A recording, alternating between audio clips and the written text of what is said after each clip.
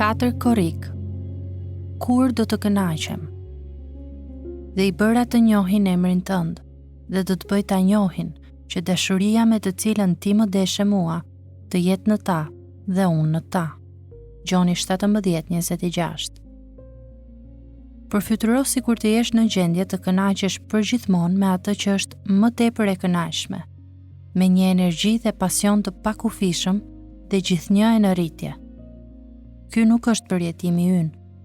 Ka 3 gjëra që e pengojnë kënaqësinë tonë të plot në këtë botë. E para, asgjë në këtë botë nuk ka një vlerë personale aq të madhe sa ti përmbush dëshirat më të thella të zemrave tona. E dyta, na mungon fuqia për ta shijuar në maksimum vlerën e thesareve më të mira. Dhe e treta, kënaqësisë tonë ndaj gjërave këtu në tokë I vjen fundi. Asgjë nuk zgjat. Megjithatë, nëse synimi I Jezusit te Gjoni 17:26 përmbushet, e gjithë kjo do të ndryshojë. Ai lutet Atit të Tij për ne. Dhe I bëra të njohin emrin tënd, dhe do të bëj ta njohin që dashuria me të cilën ti më deshe mua, të jetë në ta dhe unë në ta. Perëndia nuk e do birin ashtu siç I do mëkatarët.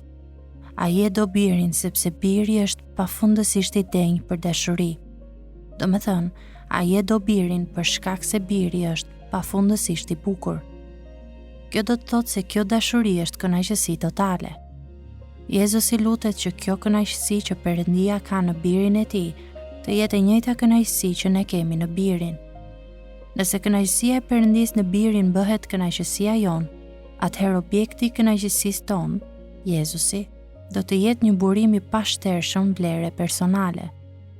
Ai nuk do të bëhet kur I mërzitshëm, zhgënjyes ose irritues. S'mund të konceptohet një thesar më I madh se biri I Perëndisë. Megjithatë, kësaj shtoi atë për të cilën Jezusi lutet. Do me thënë, faktin që aftësia jon, energjia jon dhe pasioni ynë për ta shijuar këtë thesar të pashtershëm nuk do të kufizohen nga dobësia njerëzore. Ne do ta shijojmë birin e Perëndisë me vetë kënaqësinë e Atit të Tij të gjithëpushtetshëm.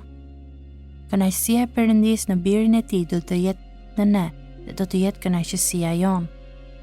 Kjo nuk do të ketë kurrë fund, sepse as Ati dhe as biri nuk kanë fund. Dashuria e tyre për njëri tjetrin do të jetë dashuria jon për ta, dhe përpasoj, dashuria jon për ta nuk do të ketë kurrë fund.